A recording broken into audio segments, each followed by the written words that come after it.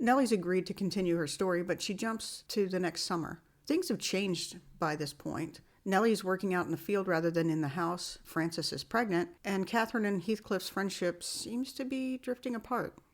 One day in June, Frances gives birth to a baby boy, Hareton. A servant girl ran out into the field where Nellie was working and told her she needed to come into the house because she was needed to help take care of the baby. When Nellie gets inside, she finds out that Dr. Kenneth had told Hindley, in a very cruel way, that Frances had been suffering from tuberculosis for months and that she wouldn't make it through the winter. Aw, that's really sad.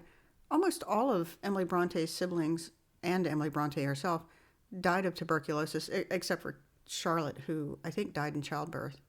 Frances stayed in denial about her situation, and she talked about watching Hareton grow up. Hindley sounded like he was in denial, but it was probably more like he wanted to sound optimistic for Frances so that she would enjoy what little bit of time she had left.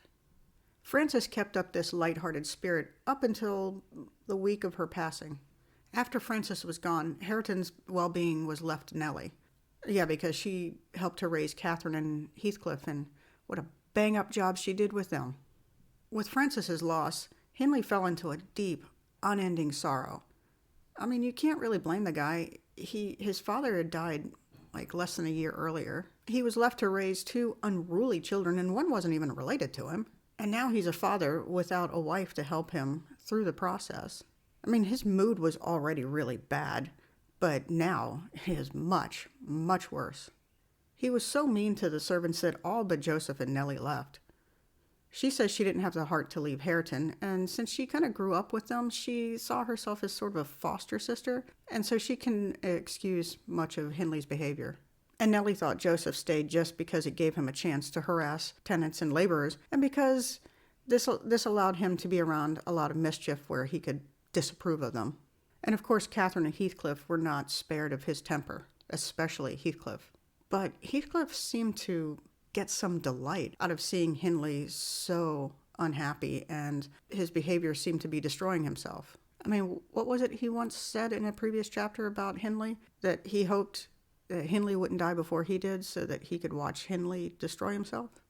I guess he's getting what he wanted. The atmosphere at the house was so bad that the curates stopped coming by, and so did most decent people, except for Edgar, who was coming by to visit Catherine. At this point, Catherine was 15 and the prettiest girl in town. For Edgar, I don't know if she was the prettiest girl, the only girl, or the only girl with the right status. Nellie tells us she didn't like Catherine after infancy. My goodness, I mean, infancy is a very small part of a 15-year-old's life, so basically she's not like Catherine forever. She thought Catherine was arrogant and needed to change. But, I mean, Nellie was cruel, insensitive, had poor judgment, and told her stories in a self-serving manner. And as much as I don't like that about Nellie, I guess I have to admit that she was also fiercely loyal, and yeah, most of her actions were because she cared about everybody, and, anything bad that happened from it was really because of her poor judgment. Speaking of poor judgment, Nellie said she would often make Catherine mad when she tried to change Catherine's bad behavior. Do you think ever it was because of the way she went about it? But she said Catherine never really seemed to get angry at her for that. The story sort of changes from Hindley's cruelty to this triangle between Catherine, Heathcliff, and Edgar. We also find out that Edgar is Nellie's late master, and she points to his portrait above the fireplace for Lockwood. Supposedly, Catherine is closest to people she'd known from childhood. Well, she's 15, so I guess when she was really little.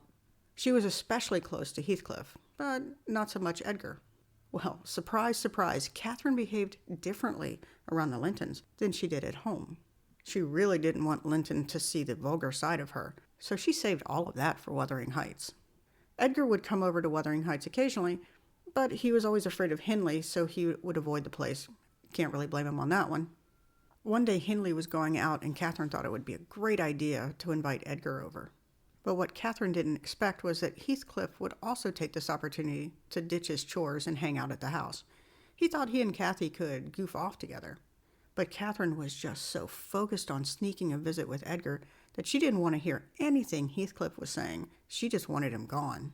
Heathcliff was very upset and hurt that Catherine seemed to care more about her guest than spending time with him. He tries to explain how they don't spend much time together anymore, and he misses their friendship, but her response was just straight up cruel. She tells him she finds his company not very interesting. But before Heathcliff could respond to Catherine, Edgar arrived. Heathcliff left, but Nellie stayed because Hindley had ordered her to never leave Catherine and Edgar alone. And of course, Nellie doesn't tell this to Catherine, so Catherine thinks Nellie is being intrusive and staying just to be nosy or something. Also, she was still upset about her conversation with Heathcliff, and she really didn't know what to do with her feelings. But she couldn't address them with Heathcliff, so instead she sort of took it out on Nellie. To try to get Nellie to leave, she snuck a prolonged pinch on Nellie's arm. Nellie was spiteful and announced the pinch to Edgar, which of course made Catherine deny it. Nellie had to make sure Edgar knew what Catherine was, so she showed Edgar the pinch on her arm, which made Catherine really upset and out of control that she just slapped Nellie, and even starts to shake Hareton. Edgar tries to physically intervene and calm Catherine, but instead of doing that, he just got banged in the ear for his trouble. Edgar was shaken by this, and he goes to leave, but Catherine orders and begs him to stay. He saw the other side of her that she tried to hide from him.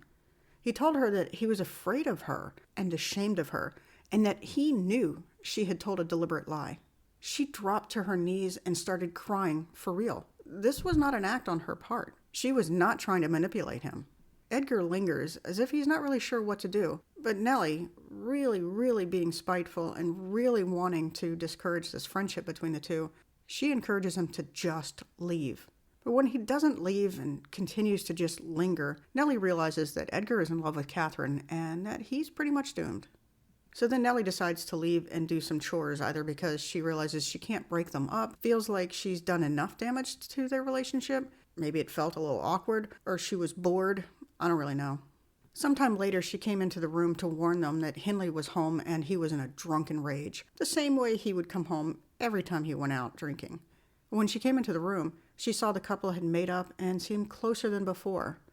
Hindley ran home, Catherine ran to her room, Nellie quickly hid Hareton and hid Hindley's gun, because apparently Hindley liked to play with it when he was drunk. Thanks so much for watching and listening. If you like this video or like what I do, be sure to subscribe for more videos.